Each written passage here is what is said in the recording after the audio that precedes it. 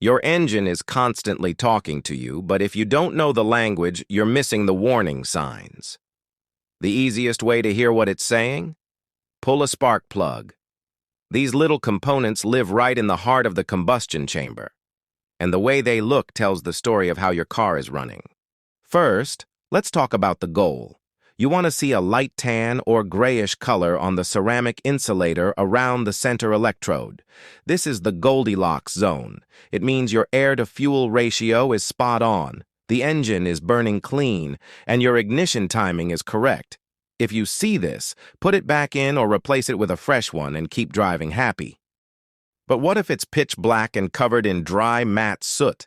That is carbon fouling. It usually means your engine is running rich. Too much fuel and not enough air. It could be a clogged air filter, a bad oxygen sensor, or excessively short trips where the engine never warms up.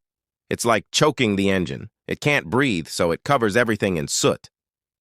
Now, if that black coating is wet and shiny, you have a bigger problem. That's oil fouling. This means oil is getting into the combustion chamber where it doesn't belong. You might be looking at worn piston rings or leaking valve seals. If you ignore this, you'll eventually foul the plug so badly it won't fire at all, leading to a misfire. On the opposite end of the spectrum, you might pull a plug that looks blistered, chalky white, or even melted. This is a sign of overheating. Your engine is running too hot, or the fuel mixture is too lean, too much air, not enough gas. This is dangerous because it can melt pistons and valves if you don't catch it fast. Lastly, check the gap. Over time, the spark literally eats away at the metal. If the gap between the electrode and the ground strap is too wide, your ignition coil has to work double time to bridge that jump. This stresses your electrical system and causes weak starts. Reading your plugs is one of the cheapest, fastest diagnostic tools you have.